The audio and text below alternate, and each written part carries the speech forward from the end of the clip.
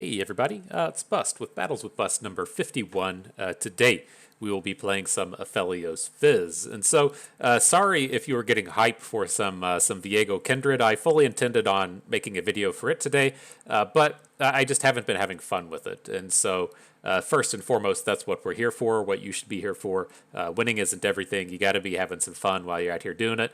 And I just wasn't having fun with that deck. And so, that did bring us to Fizz Aphelios here, and it fits in the meta quite interestingly. This is something that's been on the rise over the past few days. It has positive win rates all over the place, and if you kind of like stop and think about what's happening in the meta right now, at least in the Masters queue, is the Sun Disc has been nerfed. That's kind of opened up the format to allow these slower decks in.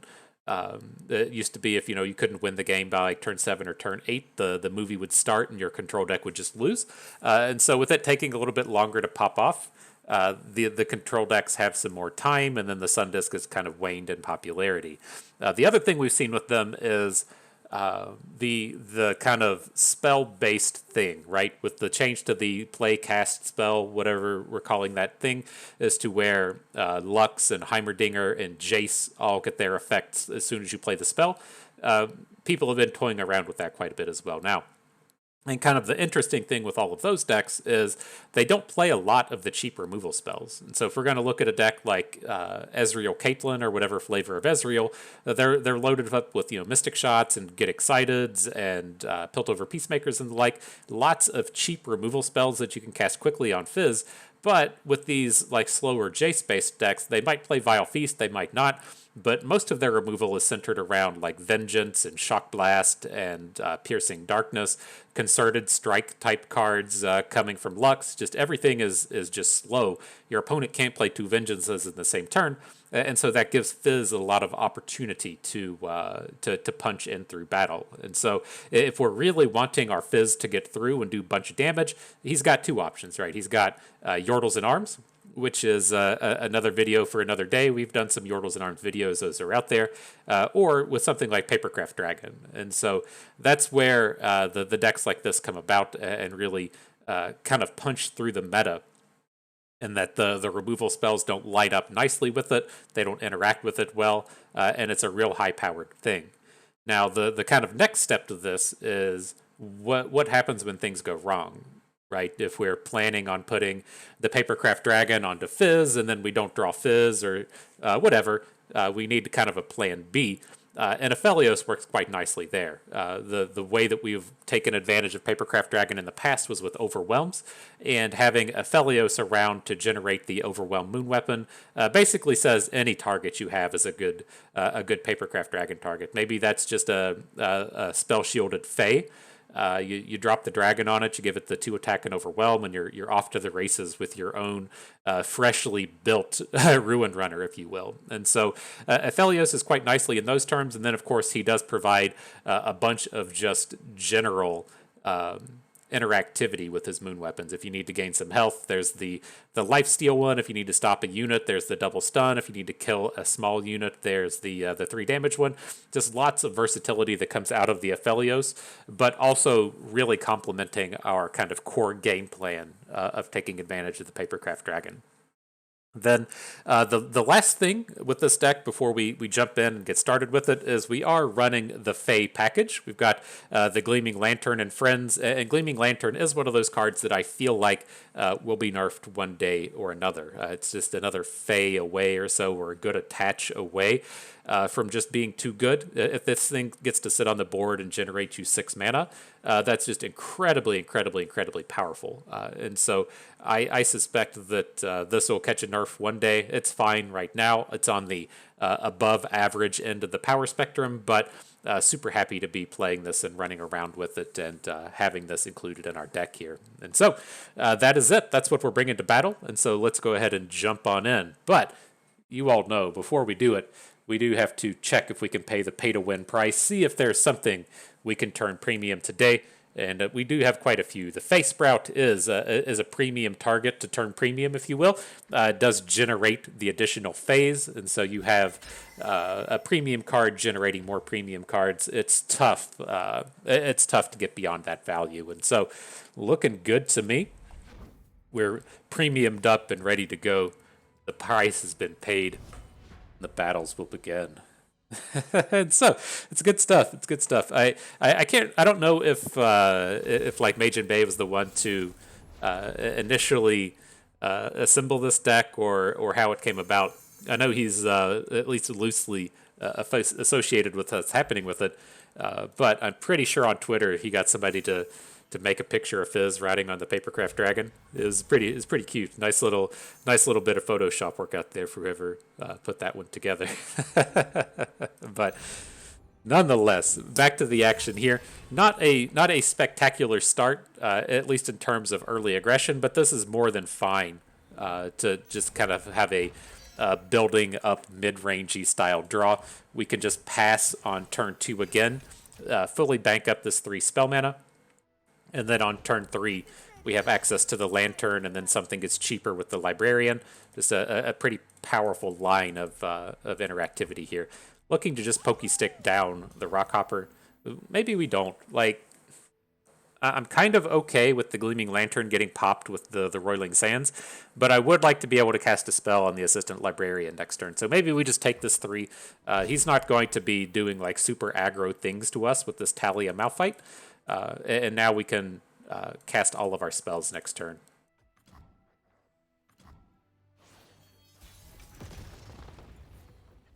Alright, so let the boons begin. Here's our Brogue Gleaming Lantern, making everything on the cheap. Feels nice. Like it when things feel nice. Now, we do have a kind of real question here. I think, like, the mana is just slightly awkward, right? We can play the Librarian, attack with both, but then he's just going to get like a win on one of our units. I'm not super happy about that. I'm kind of interested in just dropping Pokestick on the Rockhopper and then following up with the Librarian next turn. This potentially puts us in a space to where we can still attack with the Gleaming Lantern. And then I'm not entirely certain if the deck he's playing runs Shapestone. I don't think it does, but I'm not intimately familiar with the Talia deck.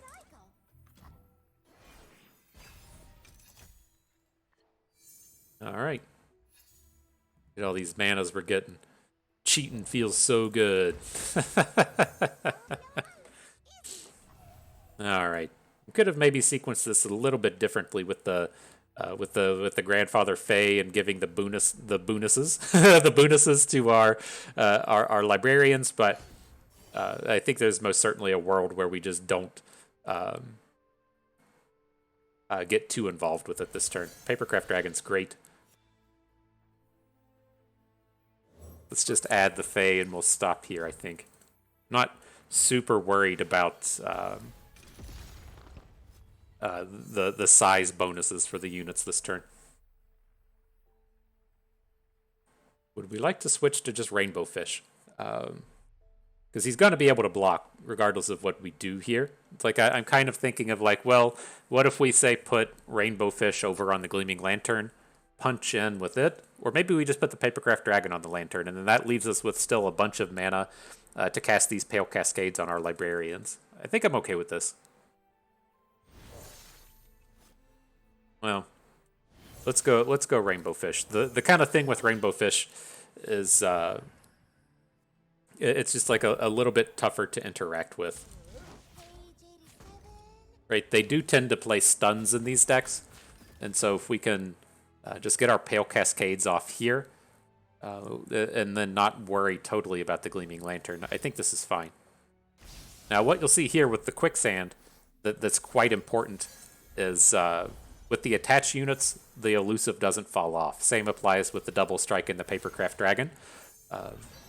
The Quicksand doesn't remove the attached keywords. But big old boom of a turn for us here. Quite nice. And then we just picked up the Fizz Dragon combo. Again, we can hopefully just get around his cards like Ground Slam. We're pretty safe with one spell, but we need like the spell plus an Elusive for the next turn.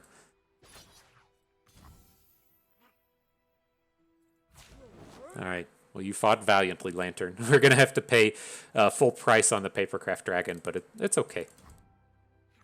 I'm not upset about it.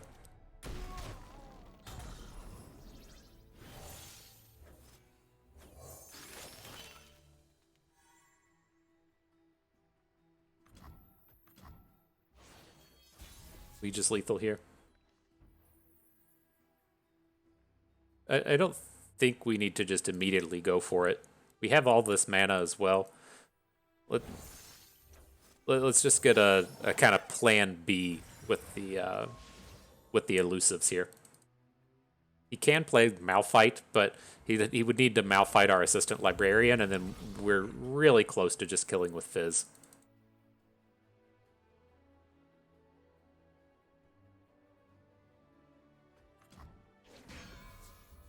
All right, we have to stop there. Looks like we do. Currently 1 damage short, but we could manage to find like a Yordle Squire to get an additional point of damage in. I think we just stop. Well, and say there's not too many options that we could hit in here. I'm not like intimately familiar with all of the options that are available to us. I know there's a lot of turds like Dragon's Clutches in here, but oh, there we go, just to get the level up. Not bad. I missed that angle. Oh, you're still 1 short? Come on, Fizz.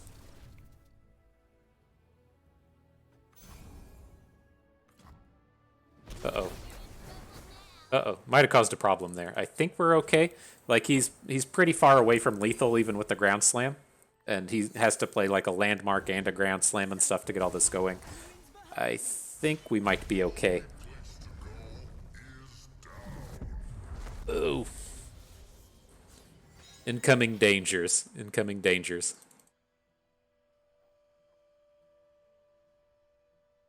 So let's go ahead and add an Owlcat. You have to kind of watch yourself in terms of ground slams since you really only get to play 1 unit, but we can still follow up with the assistant librarian. It is important that we did just eat this vulnerable. Right, if we hadn't have eaten the vulnerable, he could have hooked the librarian with the Rockhopper, then just let the other 2 units through. Fall to 6, okay. We want to just go ahead and group shot the Rockhopper. Probably not. This leaves us in a space to where we can churn the waters as Rockhopper.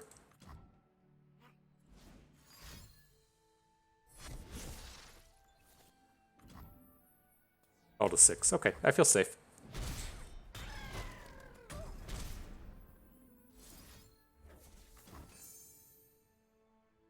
Just another angle to punch in this 1 damage.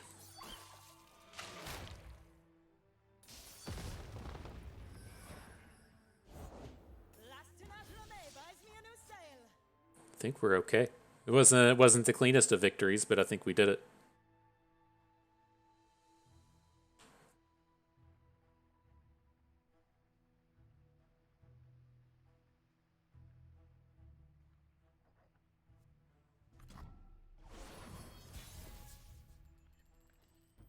Into Bastion. Oop. Here we go. Game says we're coming in for neg 22. That's pretty good, right? Oh shit, here come the spells. Bring in some ground slams. Alright. We'll just counter all that nonsense. Get that nonsense out of here. GG. Fizz bringing all that thunder with the playcast change. But man, I can assuredly tell you, I was playing all of that. I was playing all that Kindred Viego, and I just didn't have anywhere near as much fun as I had that game. There's just something really choice about slamming in with the Papercraft Dragons that really puts a smile on the old face. You know, makes you feel good. We're all here to want to feel good, right? Okay, on to the Aphelios or the Jace Heimerdinger. I think starts like this are okay. Like, I don't want to just be like hard mulliganing for Fizz, and we need like a bit of early interactivity. And so we should be able to just grind a little bit, but I wish we were a little bit closer to, starting with plan A of getting Fizz going.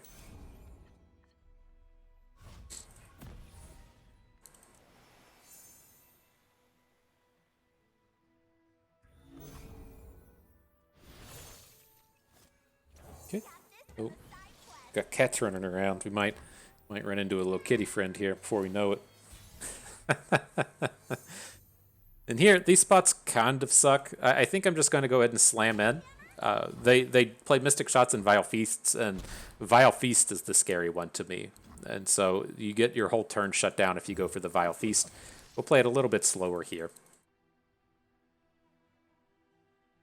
Missing out on 2 points of damage is unfortunate, but it's such a disaster.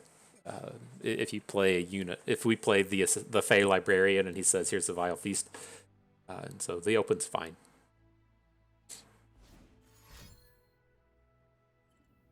He's bringing something in. Says, nah.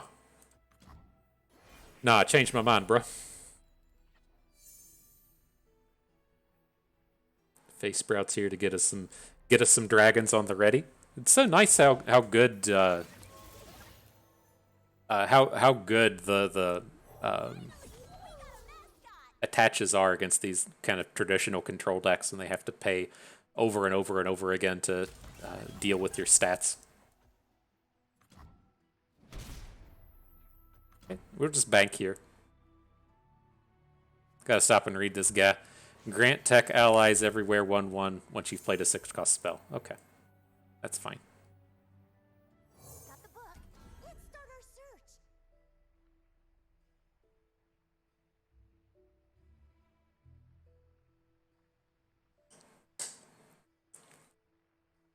Gonna bring out the donger and get the turrets going. Oh dear. Oh dear.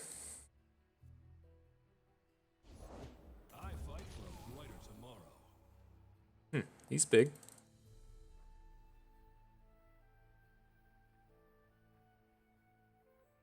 So do we have to stop? Like, I want to have 2 4-attack units this turn.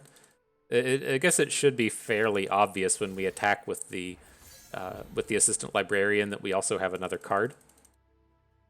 But if we start to drop the Yordle Squire, maybe we should have just played the Squire and the Shield and gotten away from the Pale Cascade. But there's a real chance that he just won't even come in and bother interacting with the librarian. It's kind of scary. Not big scary, it's a little scary. He needs another spell or 2 to get big scary.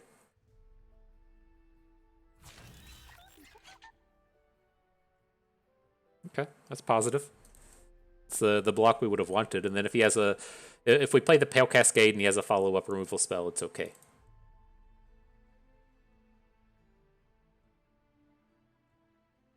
Not like, it's not the kind of unit I want to like sit around and get super invested in against the deck playing Vengeance. Actually, kind of getting interested in and getting invested in this this Owlcat. Say, put the Papercraft upon me. Let me do battle, my friend.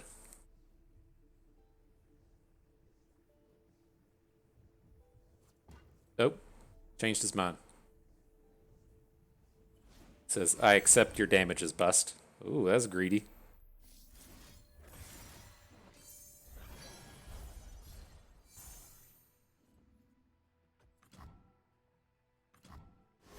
All right. Now the new question is, do we go ahead and play the Yordle Squire to pick up the shield? I think it's okay.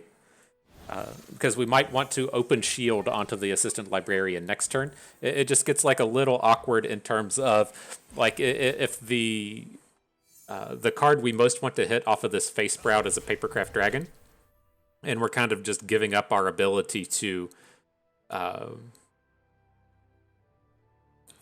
like get the 1 spell mana plus the Papercraft Dragon this turn. But here, some of this damage is okay. It's like kind of tempting to get the to get the librarian involved with this, but I think we'll just stop one. I could see us playing a Fizz next turn. I could see us getting full width next turn. I just don't want to fall all the way down here.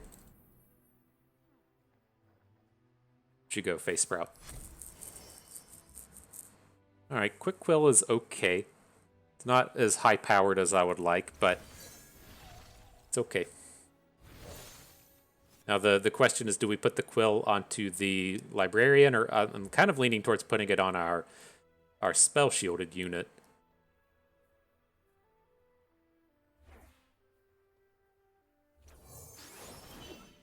Seems strong. We can continue to grow the Librarian. We don't have to get Fizz down this turn. We can just tiny shield the Librarian, let it get boosted too, and then still have some protection with the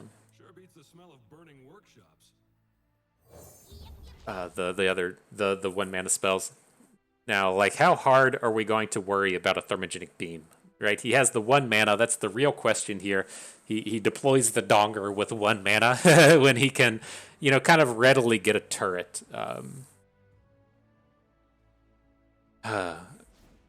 Okay. Here's the answer. He's got it. He's got the beam. Okay. And interesting in Stand Together. I don't think we'll be using a Shield Vault this game.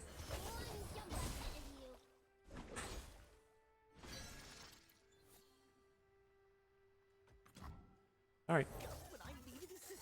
He gets the Wrench Bot now. In the days of old, the days of yore, that wouldn't happen.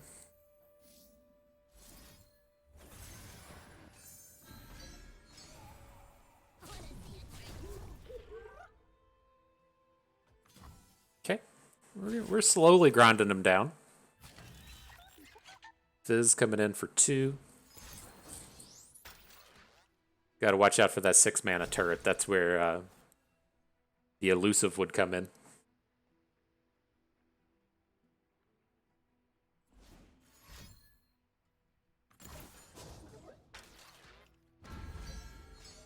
And a Vengeance. It starts to be problematic. You don't have tons of ways to protect the Librarian here. What if we just pivot over? It's like I kind of want to Pale Cascade this Fizz just so we can draw through our deck a little bit more. I think this will be okay.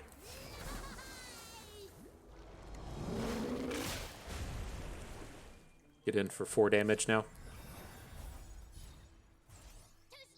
There's the Papercraft, but we don't have the means to distribute Overwhelms just yet. Okay.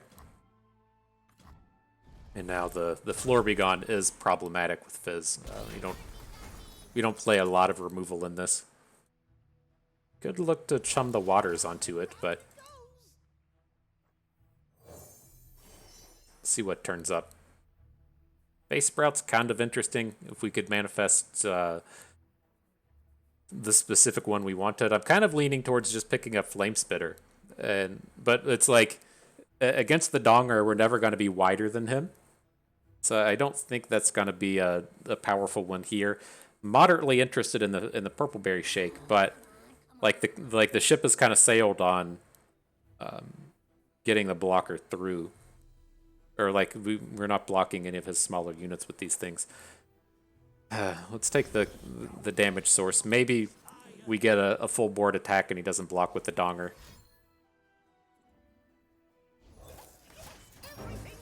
Maybe, I say. Maybe.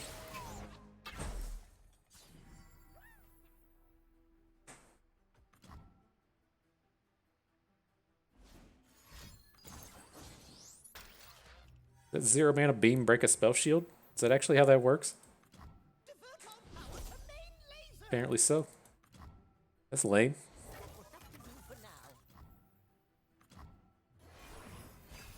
Alright, so not the best, but, I mean, we're playing against Heimerdinger, and we've actually got more cards in hand than him. That's kind of an impressive feat. Says squad coming at you. Interesting. I thought he would have kind of given up on the Floor Be Gone. Okay. So we need to get, some blockers down here. He has the one fearsome. I don't think we want to just like soak up a bunch of this damage that isn't from Floor Be Gone. Like I don't think this is a deck that plays like Atrocity, but you do have to worry about getting domed for 6 off of a whatchamacallit, a shock blast. And so I think that's our kind of space to watch out for here. We can, I mean, these are going to be fairly easy blocks. Now we need to get something in front of the turret. We can do this and then do stand together, protect our Fizz and the sky.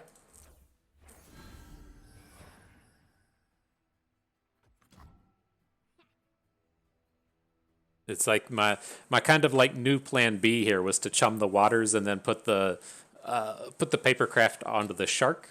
But I think we're going to be short on that angle as well. Lots of problems here.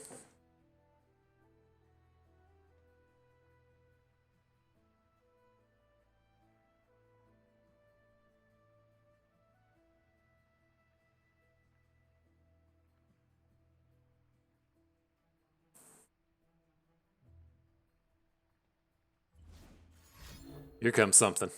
Uh-oh. One Cell Joe has made the decision.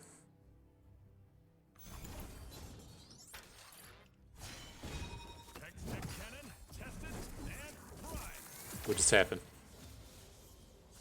Is he is he just taking down our Fizz? He's copying the 7-2 onto his unit.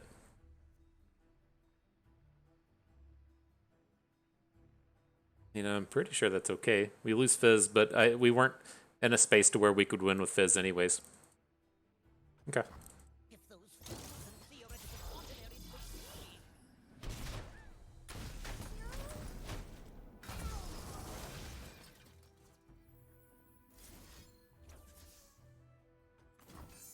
All right. Well, here's the new all-in plan.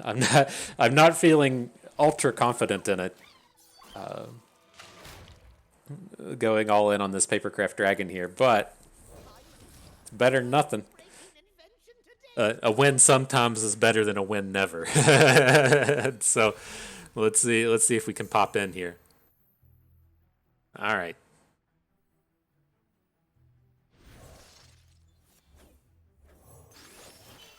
Here comes the thunder, my dude. Is it gonna work? Occasionally, they say. Occasionally, it will work. You gonna say, "Oh shit, Bust, you just boomed me real good." That's what we want to hear.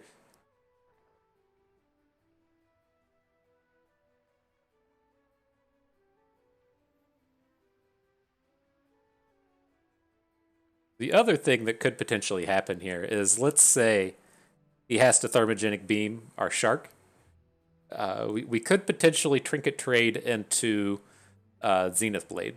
That is another way to search up and overwhelm. Unfortunately, don't have any dragons for the draw 2 dragons, 1-0 your team overwhelm thing. Oh my gosh! Oh my gosh! Did we do it? Did we do it, fam? He gets to draw 6, but he only has the 1 actual mana. Oh man! Oh man! I think we did it. Uh-oh. Uh-oh, friend.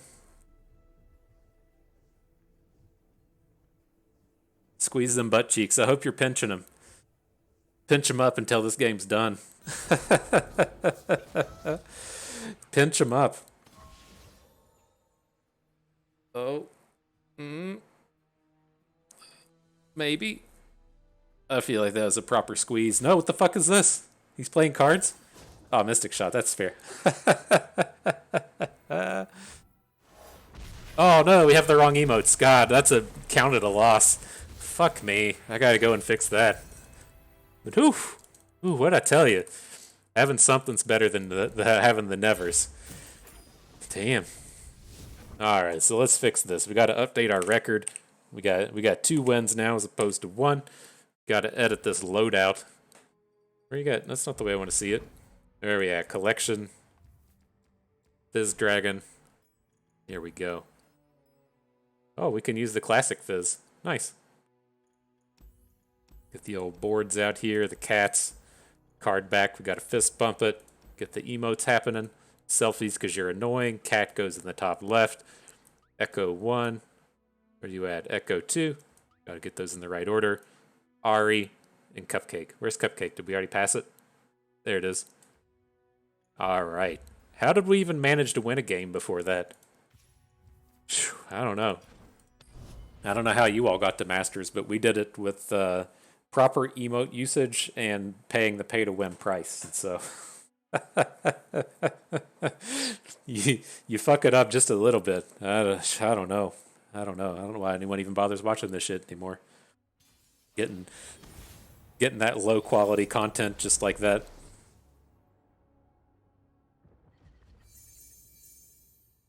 All right, another turd of a start.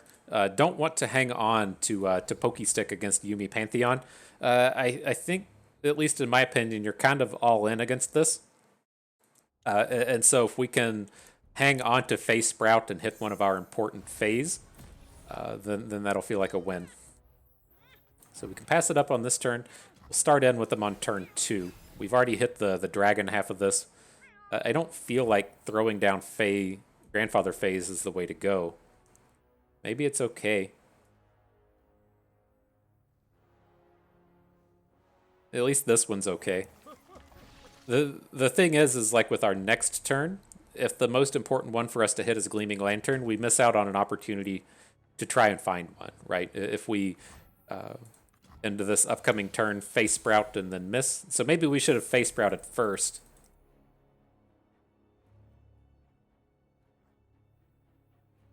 Well, I think we can get away from it. Like, we're going to play a unit. He's going to play the 2-4 dragon, or the 2-3 dragon, and then we'll fizz attack around it. I think that's kind of where we're stuck.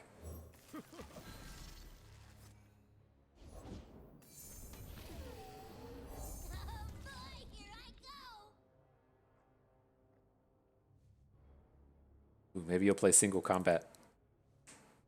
That would be pretty cool, right? There's no way he just opens with single combat. He's going to wait until we attack. Okay. You're safe, Fizz. Get to battle.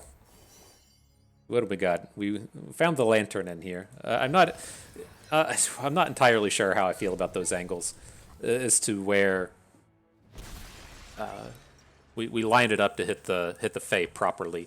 But now we can drop the Fae thing this turn, the Gleaming Lantern, have the 1 mana backed up.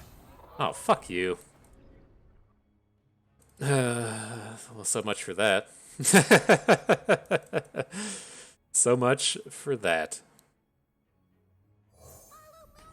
Alright, Fizz, you're going to get ripped. So we just got to start dropping dudes. And a confront? Oh my goodness. Disaster mode unlocked. Whoa, whoa. Whoa, that wasn't on my radar. Okay. He's just actively killing the units that don't matter. Interesting.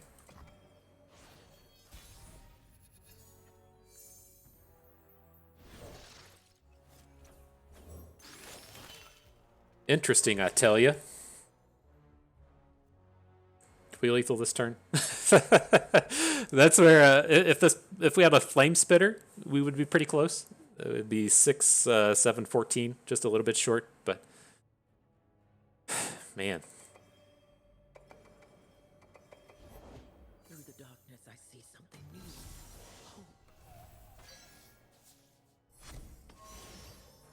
Any of you cool? Not the coolest. Don't want the Swole Squirrel. It is kind of nice to have the quick attacker, but I think I'm just going to go with the cheap one here.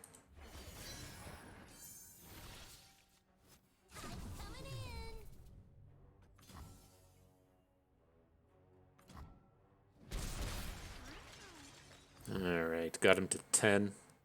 Let's get some more dudes on board. Alright.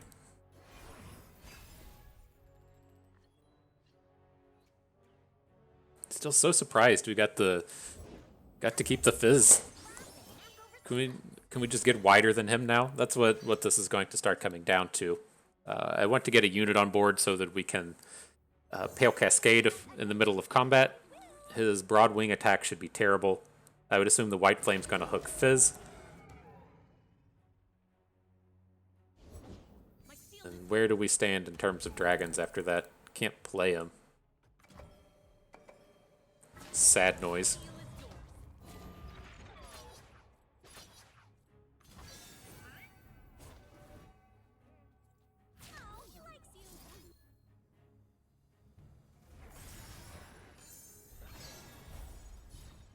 We got Face Sprout.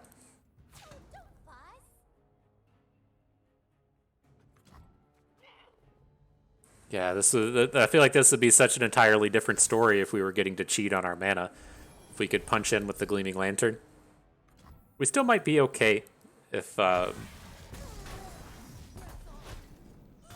we can get a little bit wider. If we can punch in just a little bit, maybe we find a Elusive.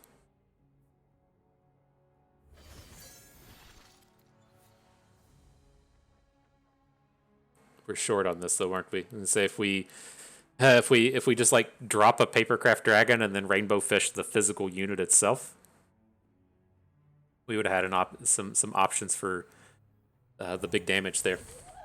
All right. He still hasn't found an Overwhelm. I'm sure that's what he's being a sad panda about.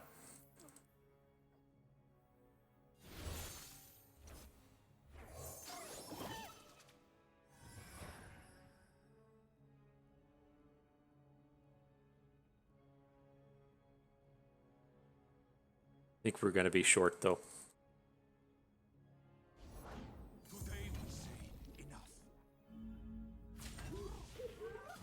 You know what this dude's mistake is? He's playing this ugly-ass Pantheon skin. I'm all for the pay-to-win price and the pay-to-win fee. This thing's just scary, right? Y'all know my stance on the game. Give me some pool party, you know? Some of the champions are having fun. They're having a good time. I don't want to see the depths of hell Pantheon and underworld Nasus. That shit's all scary. Get that scary shit out of here.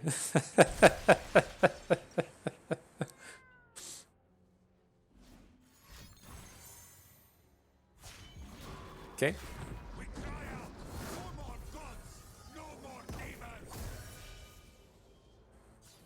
Must be a common skin. He didn't get a new movie. How we look at it.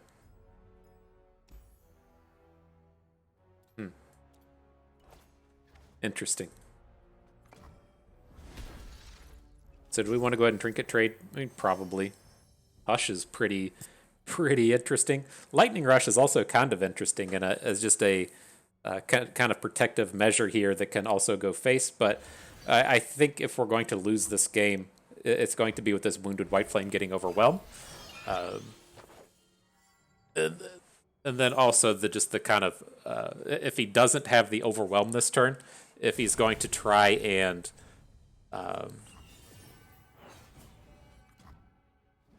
if he's going to try and hit with the rally, we can potentially stop it. Like if he hits with the White Flame here, then tries to drop a rally, we would be okay.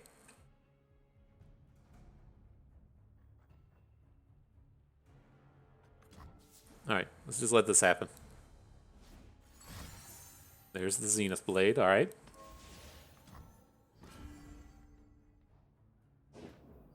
Do we need to drop anything else here? I don't think so. I think we're alright.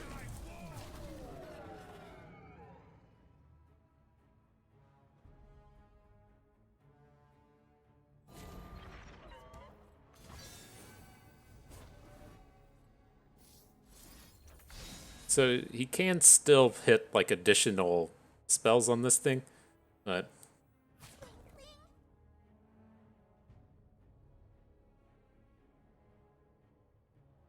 is that where we want to be?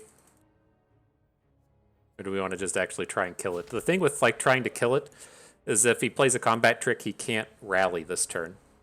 And then we can still technically get 2 units. We can't double Rainbow Fish, though. I guess that's a problem. I mean, we really don't even have to block. It's just the problems if he rallies, then we have to worry about Pantheon damage. We fall to 4. We have to put a 3 in front of Pantheon. Alright, you know what they say. Risk it for the biscuit. That's what they say. And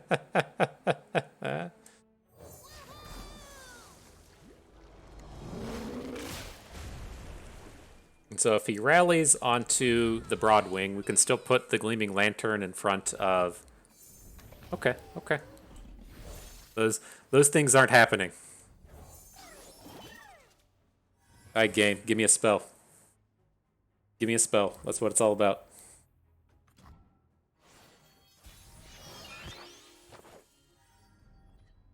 That's Fizz. Not quite a spell, but Playful Trickster is fucking interesting here. Let's be real. Hitting a rally could be what gets the job done.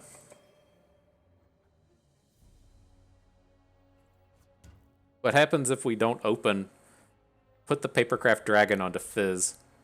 I don't think I like that.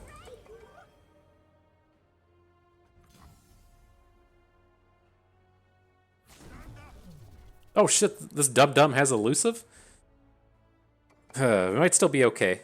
Might still be okay. We got the Playful Trickster. He needs a Concerted Strike or something to boom the Lantern. We can pull the Owlcat back.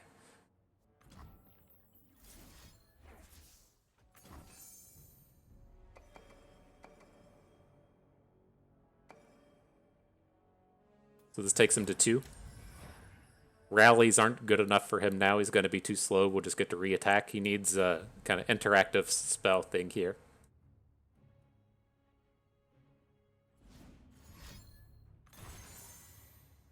This is what a lame person would do. What a lame-o. Alright. Spend all your life going out there, trying to have fun, doing cool things, putting Papercraft dragons on units. And people do that. Absurd. Absurdity, I tell you. But no, that I think that's kind of one of those games that really showcases what a powerhouse the Face Sprout is. Not the Face Sprout, the dude, the Gleaming Lantern. If we'd been able to get that extra like 4 to 6 mana off of that thing, I'm pretty confident that would have been a win. We would have also found those spaces to where we could have gotten into some really powerful Papercraft dragon draws. But here, this is okay to keep. Dude's playing Pirates. We have a nice 1-2-3 curve with a Pokey Stick. We are going to have to like play Fizz and just trade. But it is nice with the Assistant Librarian. This is one of the few units that can sit around and like grow and contest what they're doing. But not a matchup we're happy to be playing. This is definitely a weaker one for us.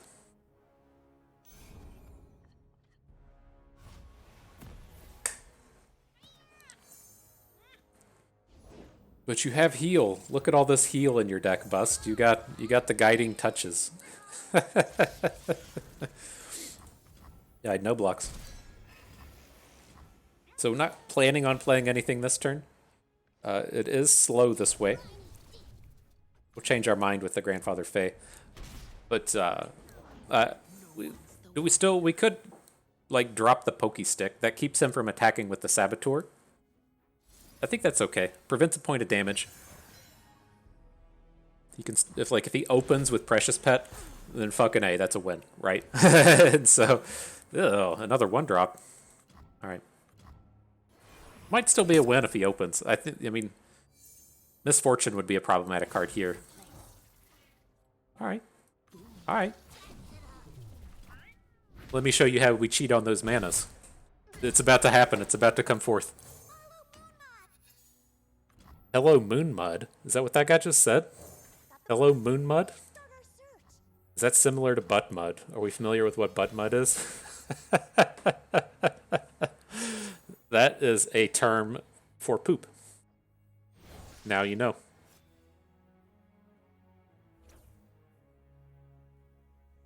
It's like I'm kind of leaning on putting this on our 3/3.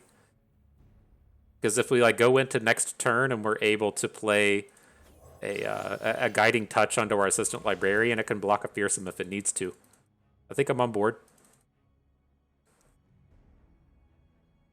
They don't play good removal spells, so don't have to worry about it getting hit like in a special combat with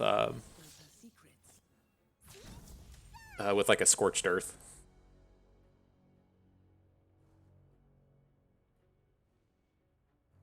These are my streets.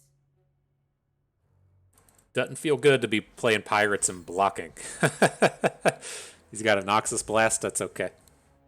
That's what he was lining up here. He's going to block a Noxus Blast to our face.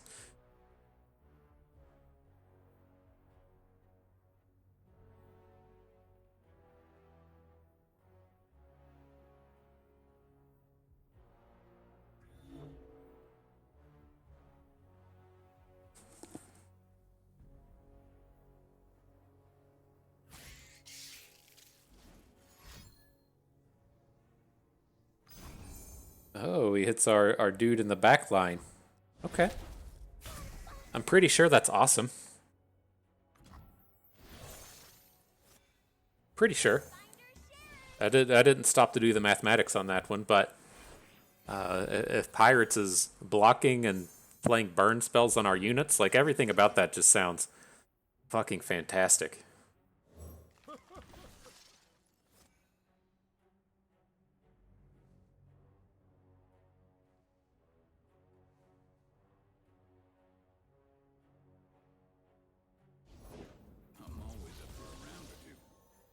Okay.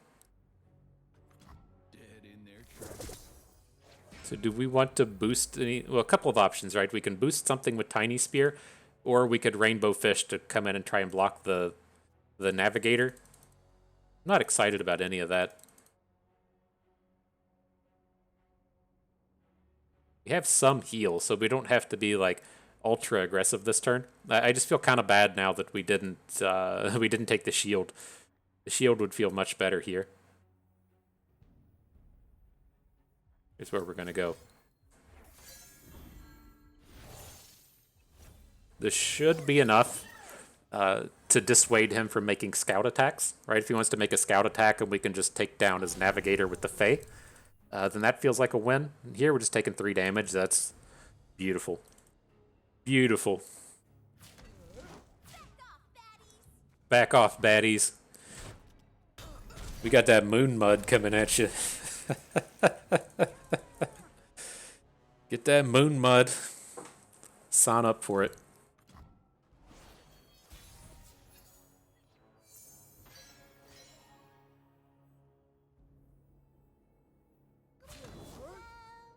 Do you all know how I know that the moon landing was fake?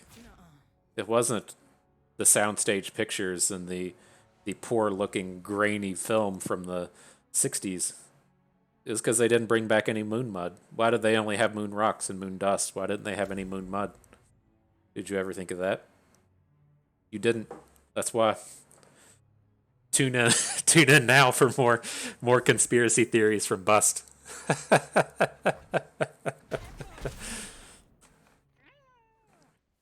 There's that moon mud. Who's seen it? Nobody's seen it. Oh, you dead, Twisted Fate. Get out of here.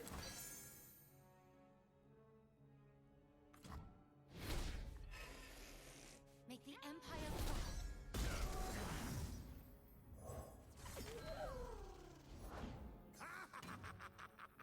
All right.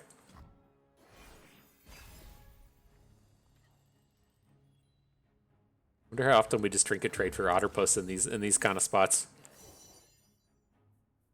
Electro Harpoon would like it feels like it should be better, but it's not going to actually kill any of his units.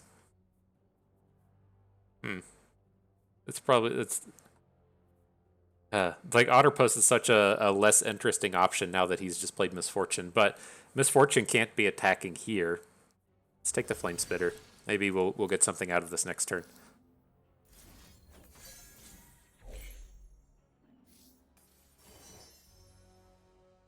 Would give me cards I don't want.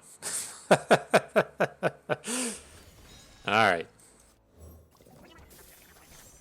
stuffs on the board.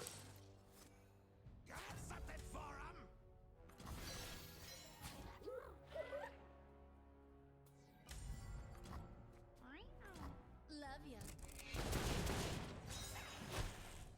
Okay, we fall to 8. Still pretty healthy.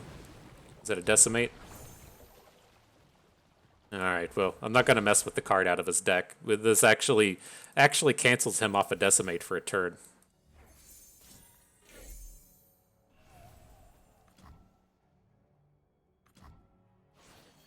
Alright.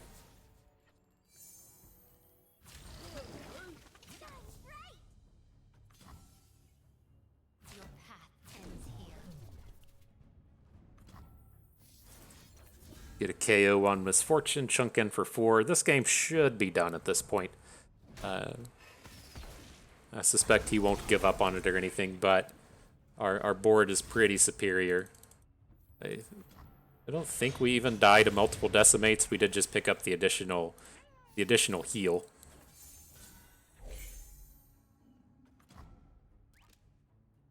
Uh-oh.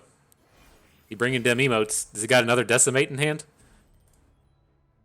This is our first Aphelios in 4 games. I assure you he's in our deck. Uh-oh. Uh-oh. Oh boy. What have we gotten ourselves into? For both of us.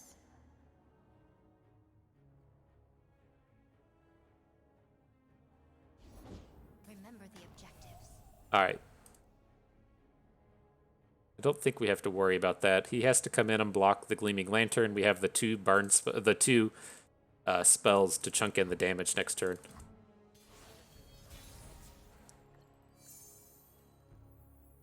I am with you. So if he has to block, then we get our chance to play cards. Right?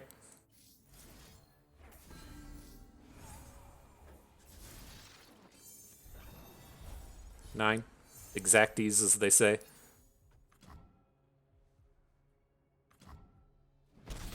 Whew, that's close. All right. GG there, Moon Mud. GG. And we will find our peace.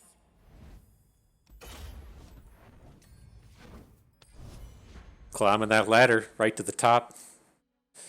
Almost have all the LPs. Are any of you all from England? Do you ever run into this? I watched a classic film last night. It's called Bridget Jones' Diary. Now, the thing with it is, well, I guess the more backstory to it is you get these English actors in American stuff, and it's like really hard to tell. Like, I don't know if it's just because like America has like 50 accents, and you know, I have one of the weird ones, and there's no just like American accent, right? There's just a wide-ranging selection of accents depending on what part of the nation you're from. But like I guess England isn't that big. I know that there's like varieties of English accents, but like if you said this was a London accent and this was a I don't know a Manchester accent, I would just say okay. Like that's Benedict Cumberbatch, man. Like good, you know I get it. But it's so strange. You get like Idris Elba coming over and doing like The Wire and doing his Stringer Bell character, and then moving over to like The Office and stuff, just in kind of like generic American accent. I would have had no idea the dude was English without like hearing him speak otherwise. So interesting here with Behold the Infinite. I think the game's probably going to go too long for Behold the Infinite. Against Victor Draven, I mean, maybe. Just feels like we're going to be able to get enough width for the heroic refrain to be good. But no, then you have the same thing with like House, whatever Dr. House's real name is. I couldn't fucking tell you what his real name is, but it really like blows your mind. I'm pretty sure Walking Dead is also English, right? Rick Grimes. He was in the fucking Christmas movie. with like 80 celebrities in it. But I'm pretty sure that that dude is English. But like where this is going is like I can't tell. There's like American accent is just like generic kind of thing. But the superstar actress Renee Zellweger is from Texas, and she's playing an English girl in Bridget Jones's Diary. And I'm just curious if like an English person watches this and goes, "This bitch isn't from here." You say, Mister Darcy, this isn't it. This isn't true. Say this bitch is not from the Queen's land. I don't know. Maybe people do. Maybe they don't. Uh, it made me do a little bit of thinking last night. But back to this. I mean, I think we're okay. Like, stuff is happening, but it's not that bad. We're just taking, like, singular points of damage. He's not even killing our units that matter. Plays Might. This is where I fucked it up. I was, like, thinking, well, what if we want to play Heroic Refrain? And so we should probably put our 2 health unit in front of the 1 health, the 2 attack unit. And then I was like, well, I'm talking about Bridget Jones's Diary, so I'm just not going to fuck with it. But I think we'll still be okay to drop a Pale Cascade, but this is really kind of a misstep, not having our blocks lined up right for the Heroic Refrain.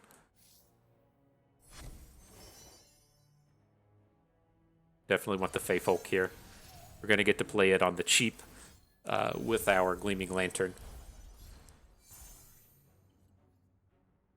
Group shot's interesting. No need to protect these units. Probably a little more important to just get the Fey Folk down. I taste purple. Yay. I taste purple.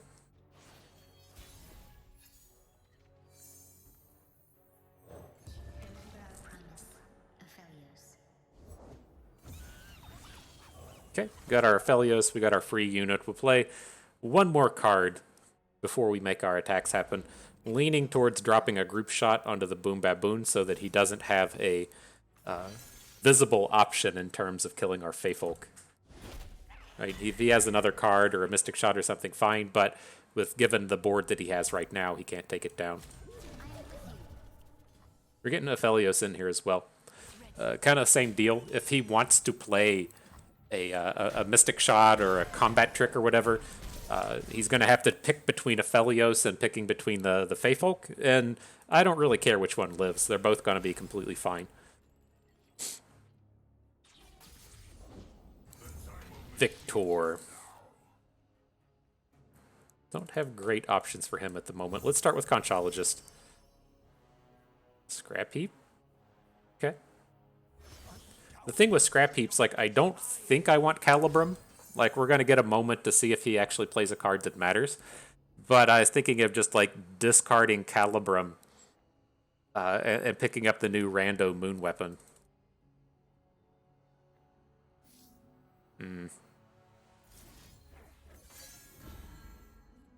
Yeah. We'll take the protection. Was that physical, Victor? Yeah. Okay. I mean, it's like, we don't really need the Gleaming Lantern at this point, I don't think. But...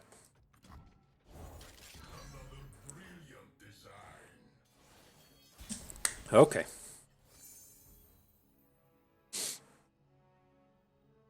Oh. Let's go with the Lifesteal. We don't really need it, but I don't think we're going to play double stun. Sure. I'm leaning towards just getting this Scrap Heap going now.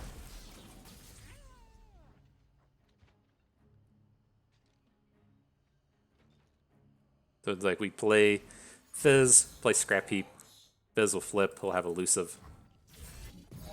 See what Dum Dum here hits. Overwhelm. Okay.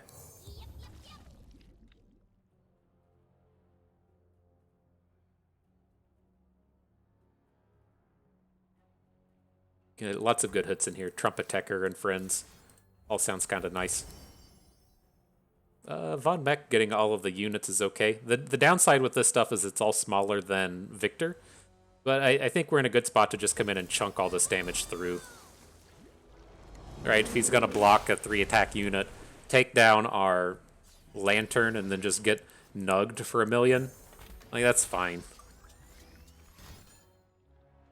Okay.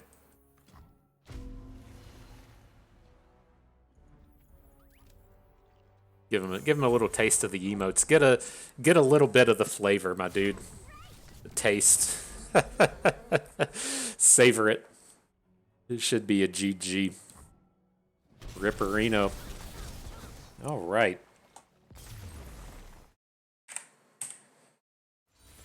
So, man, speaking of English stuff, I don't know what the deal is with oh god, I can't even remember her name now. Pride and Prejudice writer. I don't know, whatever her name is. I've had to watch so many of those movies. Well, try to watch. I just can't do it. Like, you say, Bust, why do you watch this shit? Well, that's how it happens when you get married. That's how you sit around and watch Bridget Jones's Diary. And so, like, there's like a fucking 100 versions of Pride and Prejudice. They're all terrible. I accidentally got stuck trying to watch Emma the other day. I had to just be like, no, I can't do this. I can't. Just turn it off. Watch it on your own. I'm sorry. And it wasn't even like the new one. I got like the new chess girl version one without knowing what it was. But it was like we were just scrolling through Netflix and it was like, hey, let's watch Emma with Gwyneth Paltrow. And it's like, oh fuck, this is one of these English period piece movies. All right, let's give it a shot. And no, it was fucking terrible. I made it like 15 minutes. It's like, I'm sorry. You got to watch this one when I'm not around. I don't know what the deal with all that stuff is. Like Downton Abbey, watched it. It was like tolerable. I at least didn't hate all the characters in Downton Abbey. Like watching Gilmore Girls, I hate all the characters in it. Downton Abbey was kind of okay. But man, Emma is just like, no. No. Pride and Prejudice. I think I made it like maybe 45 minutes into Pride and Prejudice. And then my wife fell asleep. And I was like, oh, that's some bullshit. That's not even fair. You're making me watch this actual dog shit movie. And then you just fall asleep in the middle of it.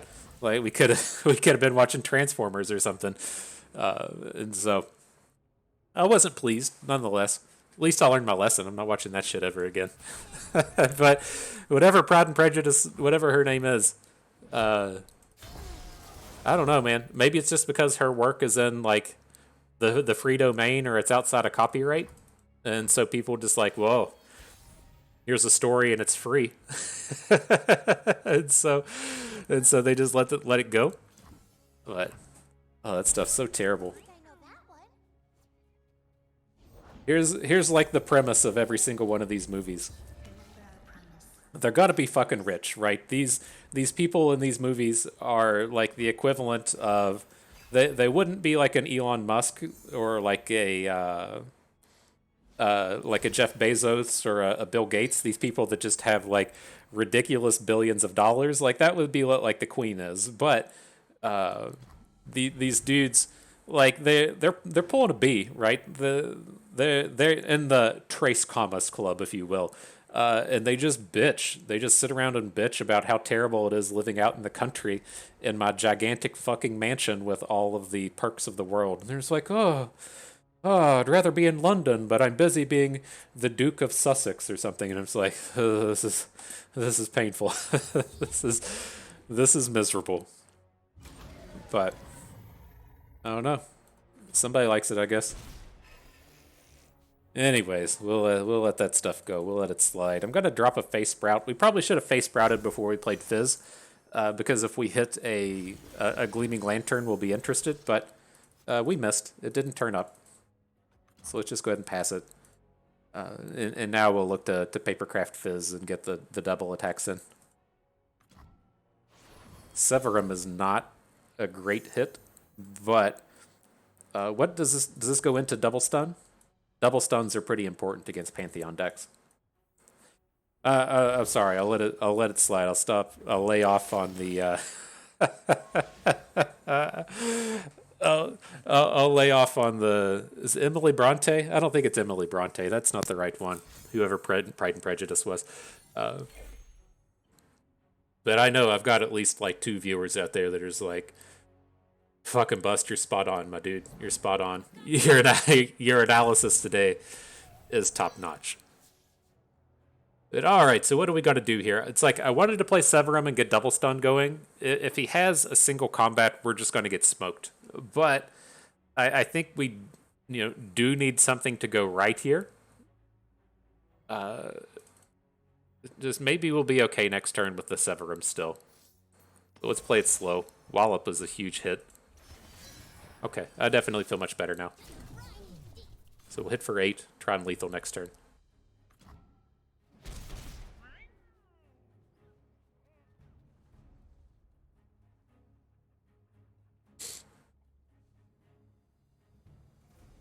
God, man, I got turned in to watch Bust's video. He didn't even make the Kindred video like he said he was going to do.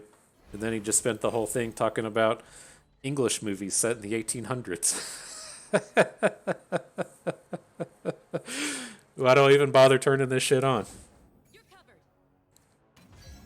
All right, though. Where are we at? I'm not worried about these like dum-dums he's messing with to the right. I'm kind of feeling just like throwing the rainbow fish onto the librarian, and then just being ready with Wallop. We don't need to prevent a bunch of this damage. Like, even if he has a rally, right, that would be his scary thing this turn. Shutting down the Wounded White Flame keeps him from killing us. So let's load up the rainbow fish. Now, I'm not sure how common confront is. That one would be slightly awkward, but I guess we can confront out of or we can wallop out of a confront hook. We should be okay.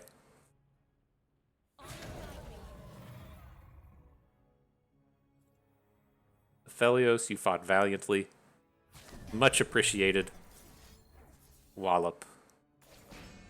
What if we block like this? Fall to 4?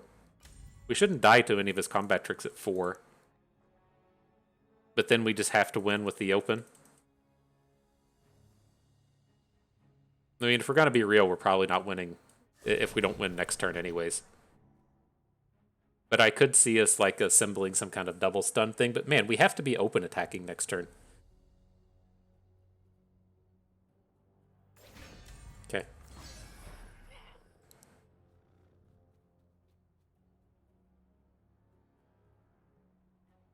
It's like if we get hushed, that's a problem. Hush is definitely a problem next turn.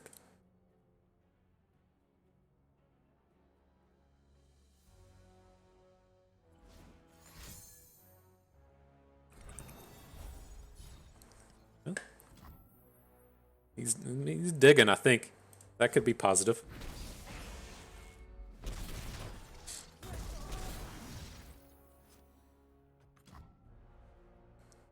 Seems to be the case.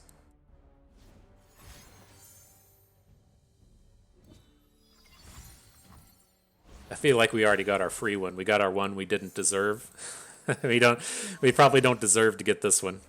But we're going to give it a shot. We just picked up a lethal. Are we one short? This is 3 damage, 8, 9, 1 from Fated, getting us to 10. We can win.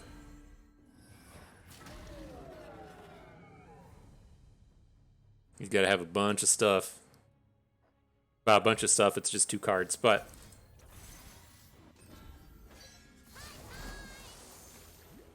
Lethal it, baby. Guiding Touch would get him out of this predicament as well. Ooh, Pokey Stick? Alright, let's see where that gets us.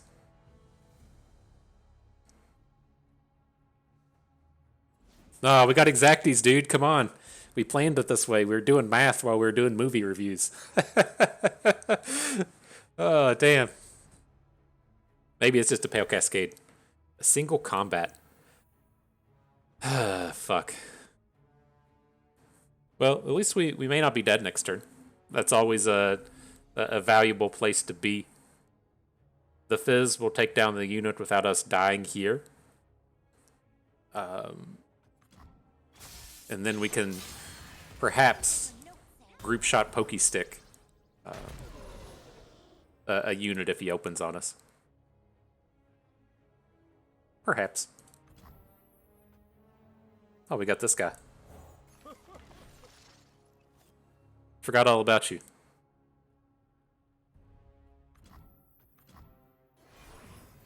Okay. It ain't over yet. Ain't over yet. That gets a little bit closer, but...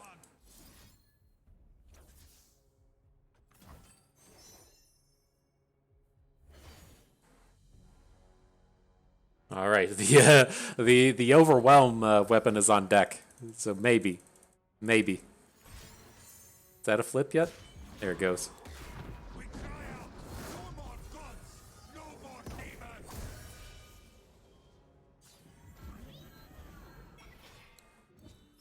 What you got? Scout, Impact, Overwhelm. It's got a lot of good abilities on there. Not the worst stack I've ever seen. We would have to block him with Fizz if he comes in. We can at least, like, Pokey Stick, so we can get the lifesteal through the barrier and maybe kill the Pantheon. But seems like he might have some ideas on the matter.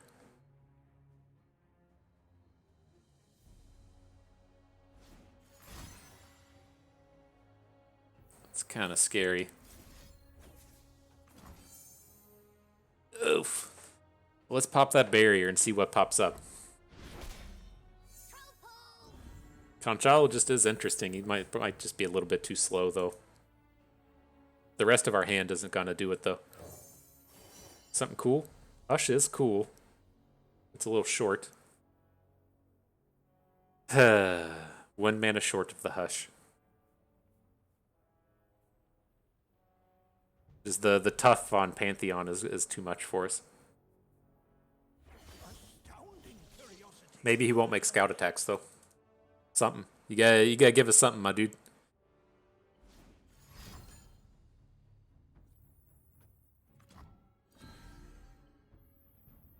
It should be obvious as we add more units to the board. But do we have enough health if he scout attacks?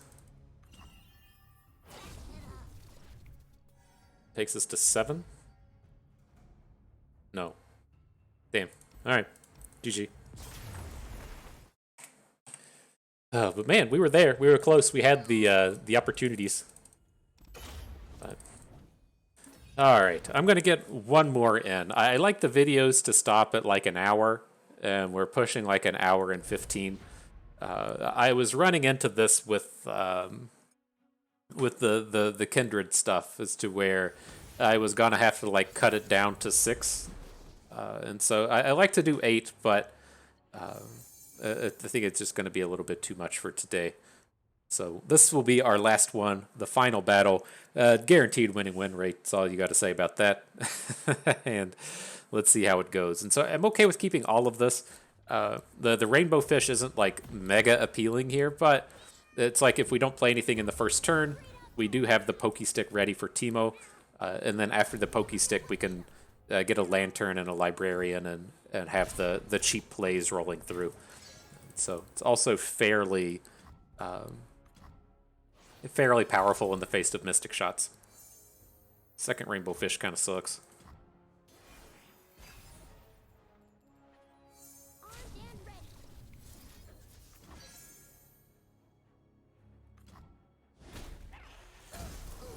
Rip Areno El Timo. It's a little Spanish for you. A little bit of Spanish. You want the Papercraft? Like we're gonna drop a 0 coster this turn. It's tempting to pick up the Fey Folk as well.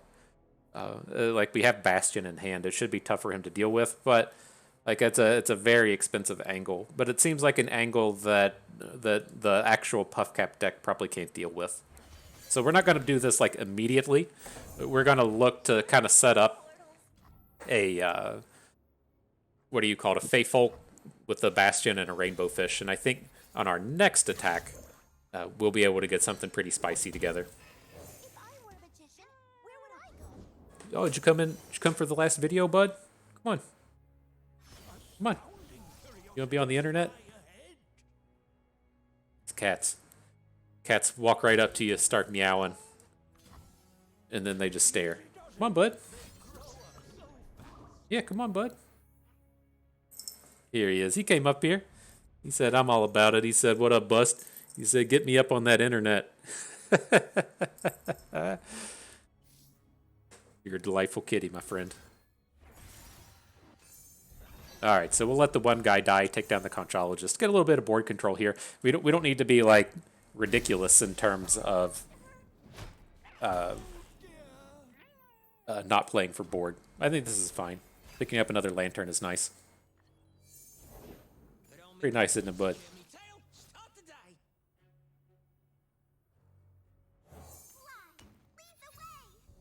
If you're not familiar with how this works, it's like the first lantern you've played that this guy sees. The game doesn't say, oh, I see that you've played a fairy this round, I better stop. And so you get to play the first lantern on the cheap. Then he says, oh, cool, I still want to see a free one. And then you get to play the Fey Folk afterwards.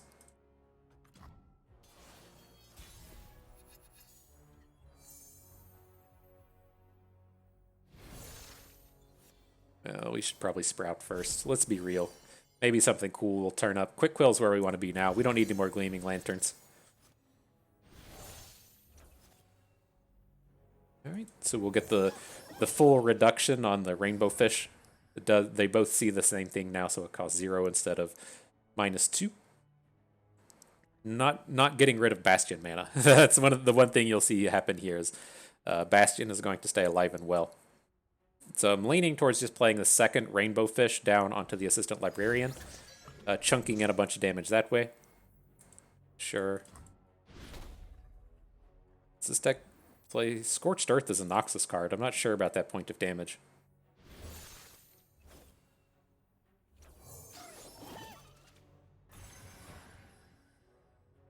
But alright, I'm ready for battle now.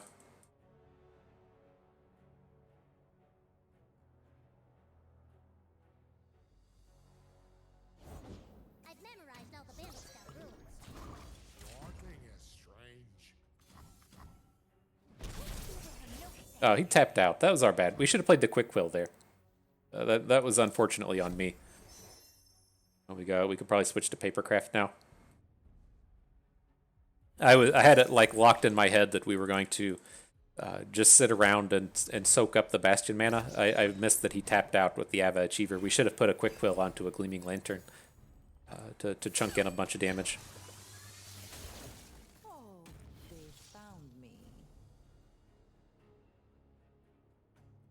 Okay.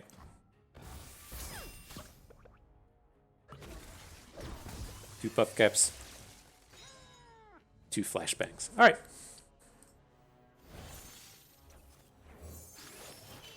We're ready for battles now.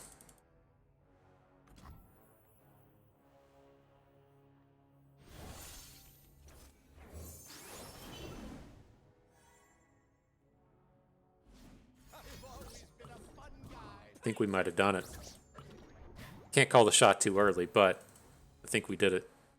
Let's just get everything down. I'm not going to attack with the Owlcat and the Fae, but if they want to come in and soak up flashbangs or something, then you're more than welcome.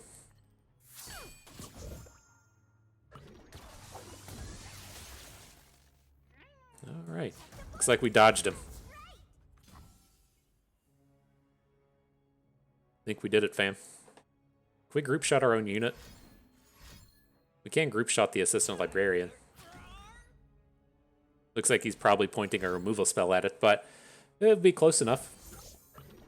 Oh god, a bunch of card draw. How many traps do we have? Oh, 0 flashbangs? Alright, it doesn't matter. It doesn't matter.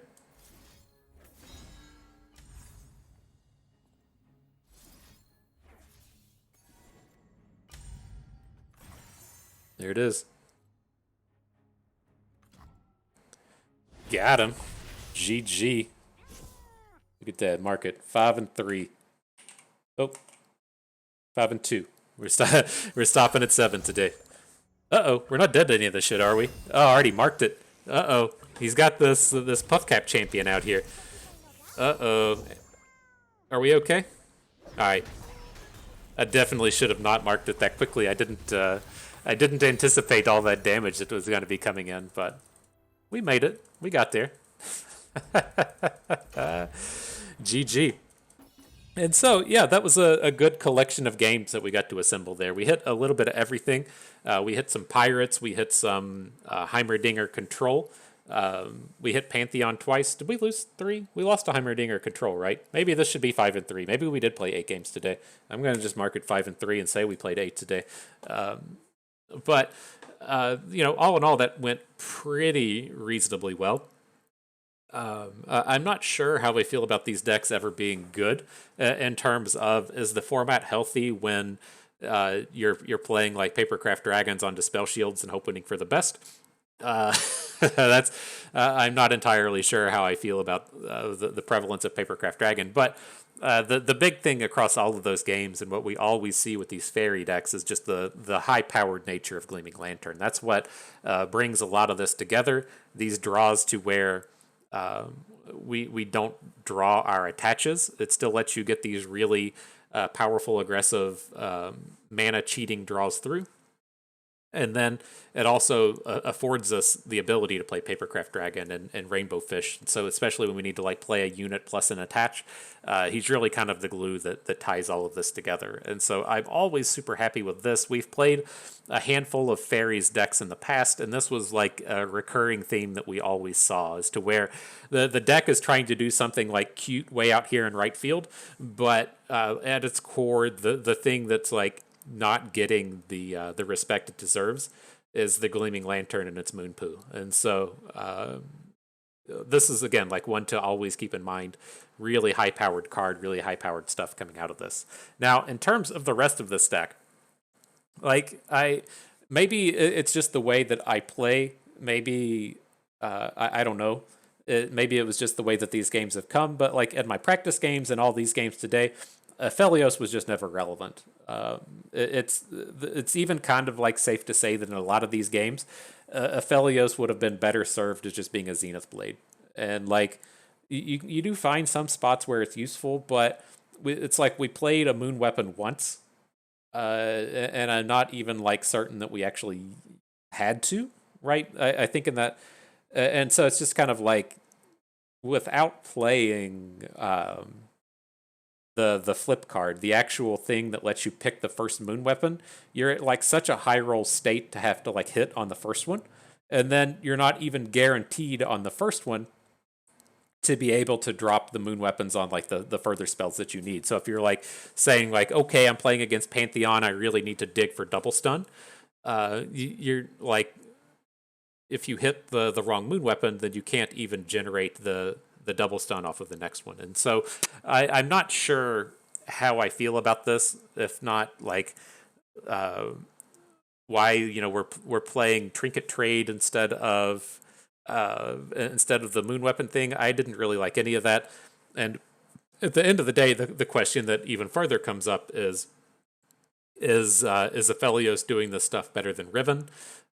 Or is it better than having access to the spell shielded overwhelms like the Ruin Runner? And that's where I'm not like really sold on. I concede that like this idea of Fizz plus double strikes and big double strike overwhelms and stuff, it's pretty powerful, and this is probably a pretty decent meta for it. But I'm just like, man, why aren't we just playing Ruin Runners and playing like Rite of Negations or Nopifies or whatever? There's lots of other things you could be doing. And it feels like Aphelios just doesn't have a home here. And kind of like the thought with that is if like the game is going that long, you've probably already lost anyways, right? If we're getting like flipped Aphelioses and we've played 4 moon weapons and all that stuff, that's not what we're trying to do. That's really outside of the scope of what this deck is capable of, and it should be like just not worth it. And so I don't know. I'm not admittedly not experienced enough with this to really have like a solid understanding of all of these choices, but I don't think Aphelios is just the way to go here. And so maybe like in terms of if you're playing Gauntlet, right, and you're wanting to play Riven or Victor or whoever in like another deck, but you do want to bring Fizz with this Papercraft Dragon kind of package. Maybe that's a reason enough for it, but yeah, in general, I'm just not feeling the Aphelios here. Maybe that's what we'll touch on the video next. It's just a different iteration of Fizz or something with these Papercraft Dragons. We'll see. We'll see if I can't brew up something in my brain piece back here that I like a little bit more than this, and bring it up for you tomorrow. But nonetheless, even with the aspects we don't like and the things that I didn't enjoy about this, still, pretty powerful deck. I mean, if you pull up the meta report, it looks pretty positive against just about everything. Now, granted, that does run into the problems a bit as to where it's like, if like Bay was playing this and then it spreads through Masters, it hasn't had the chance to really propagate through the more casual means, the more casual ways of picking up deck lists. And so once the casuals get a hold of it, the win rate will start to drop. But it's still looking pretty powerful here nonetheless, and it probably has a real place in the meta. And so, interesting deck, lots of fun. I had a good time here as well. And so, that is going to do it for us today. Hope everyone enjoyed the video. Hope you learned how to appreciate English films a little bit better. Maybe learned a thing or two along the way. Had a good time watching. This is Bust, and we thank you for being here.